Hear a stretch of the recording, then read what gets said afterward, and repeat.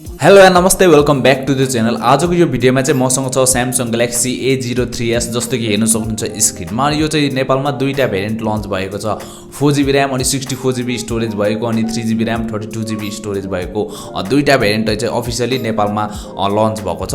जसको चाहिँ प्राइसको कुरा गर्नुपर्दा 332 को छ 15,499 भने 464 को छ 16,999 लगभग 17,000 र 15,500 चाहिँ यसको अफिसियल प्राइस छ। यो चाहिँ एउटा A02s को सक्सेसर मोडल भन्दा पनि हुन्छ हैन। सो आज चाहिँ हामी अनबक्सिङ गर्नेछौँ A03s को। यदि तपाईँ च्यानलमा नयाँ आउनु भएको छ भने यस्तै खालको लेटेस्ट अनबक्सिङको लागि च्यानल सब्स्क्राइब अनि भिडियोलाई लाइक गरिदिनु होला।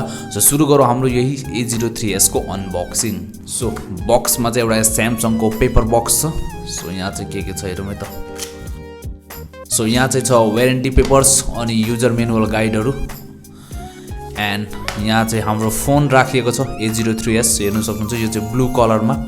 सो यहाँ चाहिँ छ एउटा चार्जिङ एडाप्टर 7.5 वाटको। फोनले चाहिँ 15 वाटको चार्जिङसम्म सपोर्ट गर्छ, तर बक्समा चाहिँ एउटा नर्मल चार्जर पाउनुहुन्छ। अनि त्यसै गरी यहाँ चाहिँ USB A2 type C data cable अनि एउटा चाहिँ सिम इजेक्टर पिन यहाँ चाहिँ लुकेर बसेको छ। सो अनबक्सिङ चाहिँ भइसकेको हैन। फोन चाहिँ एकदम बजेट फोन हो।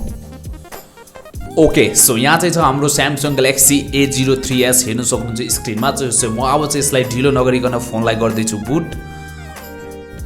सो फोन भइरहेछ बुट। तबसम्म हामी हेरौँ यसको फिजिकल ओभरभ्यू।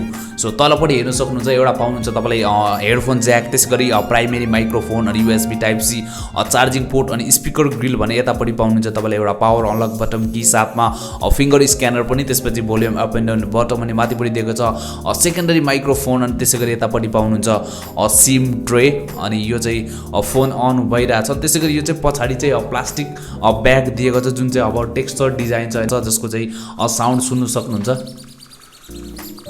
ओहो निकै नै राम्रो साउन्ड आइरहेछ। अनि यो चाहिँ फिङ्गर प्रिन्ट चाहिँ यसमा इजिली चाहिँ बस, किनभने यो म्याट फिनिसिङले गर्दा चाहिँ इजिली फिङ्गर प्रिन्टहरू चाहिँ बस्न दिँदैन। सो यो चाहिँ एकदमै राम्रो काम गरेको छैन। जस्तो कि यहाँ चाहिँ एउटा ट्रिपल सेटअप क्यामेरा दिएको छ जुन चाहिँ मेन क्यामेरा छ 13 मेगापिक्सलको अनि 2 मेगापिक्सलको वाइड अनि 2 मेगापिक्सलको डेप्थ सेन्सर, त्यसै गरी यहाँ LED फ्ल्यास अनि तल स्यामसङको ब्रान्डिङ। सो फोन पनि हाम्रो अन भइसकेको छ। त्यसै गरी स्यामसङ ग्यालेक्सी A03s को डिस्प्लेको कुरा गर्नु हो भने यो आउँदछ 6.5 इन्चको HD+ PLS LCD मा हैन।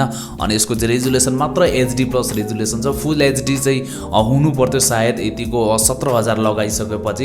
एमोलेड नभए पनि ठिक छ, तर एटलिस्ट फुल HD रेजुलेसन चाहिँ हुनु पर्थ्यो जस्तो लाग्छ। अनि यहाँ माथि सेल्फी क्यामेरा हेर्न सक्नुहुन्छ जुन चाहिँ मात्र 5 मेगापिक्सलको सेल्फी क्यामेरा दिएको छ। त्यसै गरी यसमा सफ्टवेयर अनि प्रोसेसर हेर्नु हो भने यो आउँदछ एन्ड्रोइड 11 मा जुन चाहिँ बेस्ट छ अहिलेको स्यामसङको One UI भर्जन 3.1 कोरमा भने। त्यसै गरी यसमा मिडियाटेकको Helio P35 प्रोसेसर जुन चाहिँ गेमिङको लागि त्यस्तो राम्रो चाहिँ म भन्दिनँ, तर तपाईँ नर्मल गेमिङ गर्न सक्नुहुन्छ यसबाट हैन। त्यस्तो धेरै राम्रो गेमिङको लागि चाहिँ म भन्दिनँ यसलाई। अनि यो चाहिँ मैले अघि पनि भनिसकेको छु, यो चाहिँ दुईटा भेरिएन्टमा आउँदछ 464 अनि 332। अनि A03s को ब्याट्रीको कुरा गर्नु हो भने यो आउँदछ 5000 mAh को ब्याट्री जसले चाहिँ फास्ट चार्जिङ पनि सपोर्ट गर्छ 15 वाटसम्मको भने बक्समा चाहिँ तपाईँले मात्र 7.5 वाटको चार्जिङ पाउनुहुनेछ।